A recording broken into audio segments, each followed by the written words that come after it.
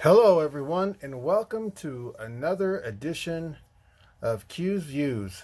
And I'm going to start a series basically where we're going to go through all the different core monster books, not just with Dungeons and Dragons, but a wide variety of other tabletop and D20 style RPG games.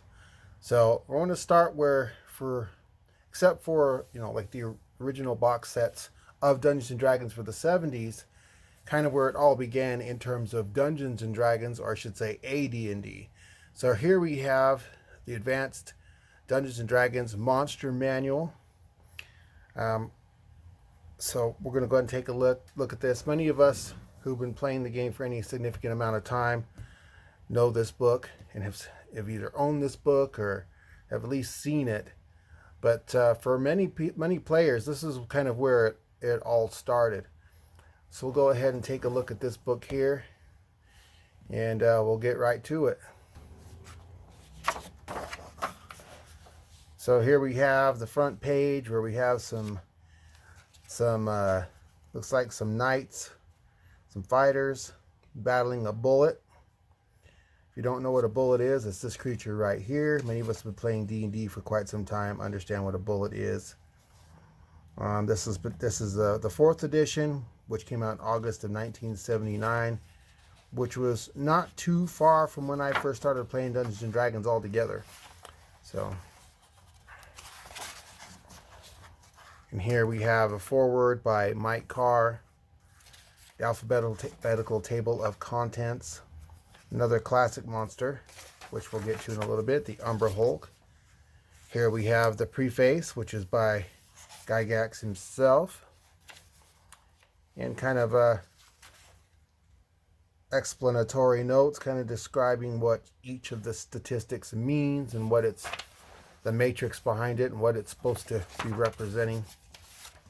I'm not going to go through every creature individually or specifically, but I am going to kind of turn the pages so you can kind of see all the different creatures, all the way from the aerial servant, which there was no picture. And we have the axe beak. That was that and the Ankeg were always fun monsters to use. Basilisks and beetles. Beholders. The black pudding. For some reason I think of pudding. I don't think of that. That just makes it less desirable in my opinion. Here we have the bullet, which is the creature from that first page, the Catablipus, which is kind of a terrible monster to run into. Any of you who've ever encountered a Catablipus will know what I'm talking about. That's if the DM used it properly. It's quite a horrible thing to encounter. Carrion crawler, centaur, the cockatrice, coatl, chimera. Here we have some very classic monsters that are used by a lot of people. Here we have the demon section, where a lot of these demons, they're still core to the game to this very day. Demogorgon, Juoblex, Orcus, all very well known by anybody who's playing D&D for any significant amount of time. Succubus, the Vrock, the Hezro, the Glabrezu, the Nalfashni, the Marilith, the Baelor, and then we have, of course, Inofu, which is the Demon Lord of the Knolls. Of course, we know that the artwork has come a long way since these days. And you have artwork like here, the Marilith, where she's kind of showing a little more than a lot of the artwork does these days.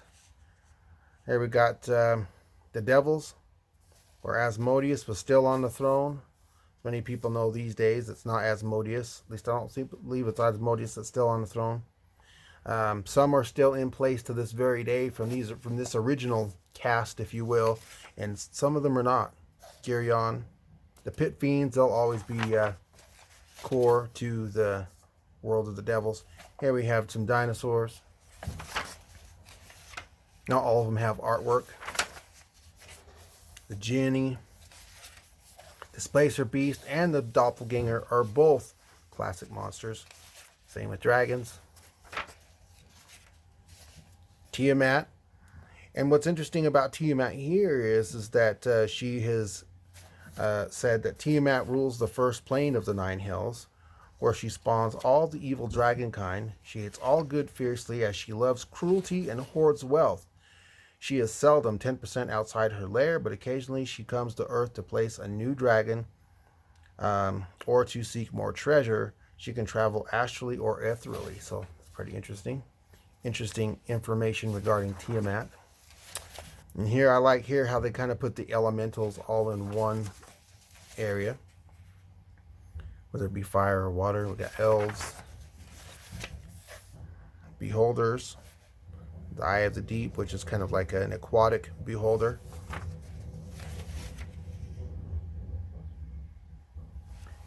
All right, so we have gargoyles, gelatinous cubes, all our various giants. Storm giant still being at the tippy top in terms of raw power.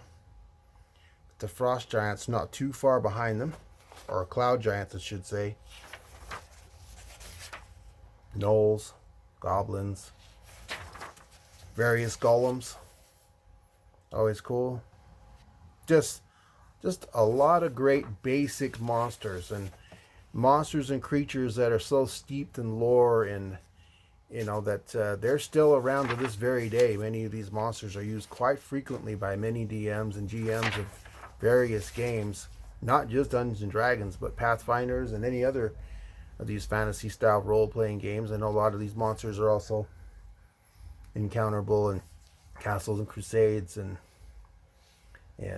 those kind of games. So the Lich is a classic. You know, I actually have created my own game, which I will be showcasing here on the channel one of these days when it's ready. But even though it's a fairly different setting than what you see for Dungeons and Dragons or Pathfinders or any of that, I think it's probably more along the lines of Starfinder, although it's quite a bit different than that as well.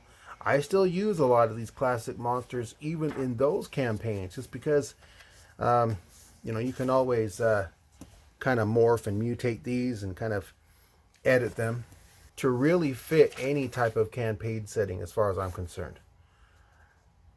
I mean, in my experience, a good DM or GM can really take any kind of creature or monster and adapt it for pretty much any campaign setting. At least I've been able to, and I think it's cool when they do that, because you know, like for example, you know, even playing with games like Rifts and stuff, where you know I was playing with a game master that threw minotaurs in the Rifts. And basically what they had done is they had made the minotaurs the way where they were, you know, they were being given weapon and cybernetic implants.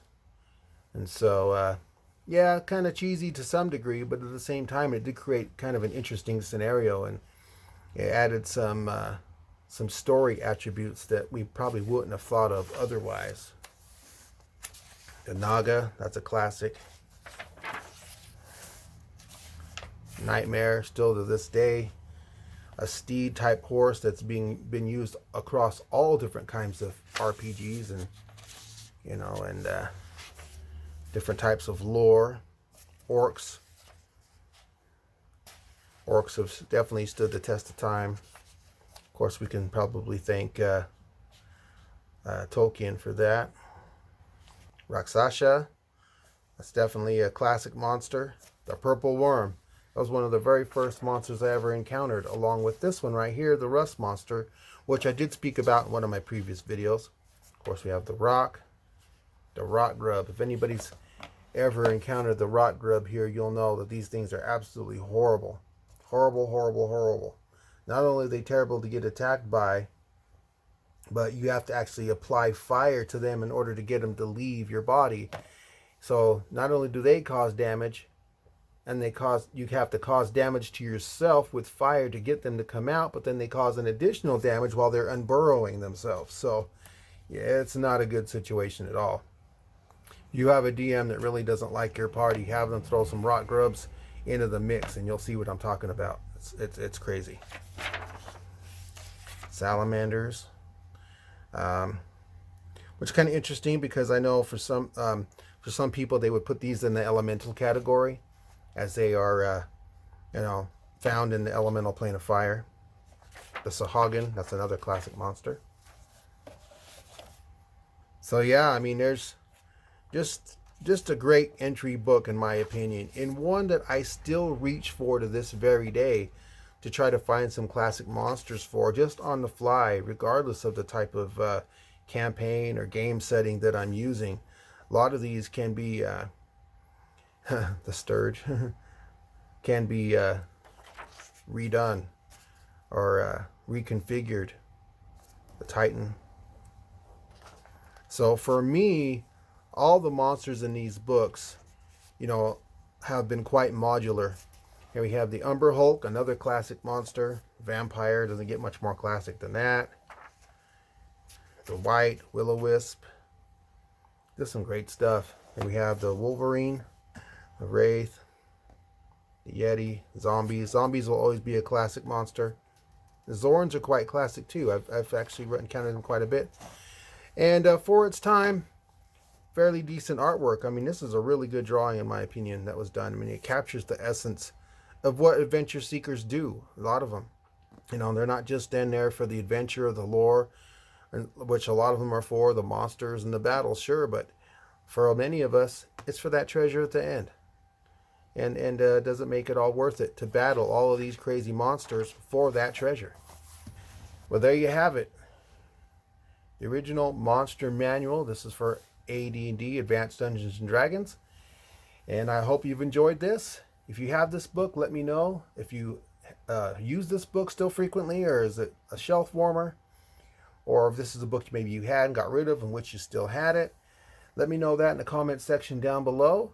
And I will be continuing this monster book series for quite some time. So I hope you enjoy these, and we'll catch you in the next one.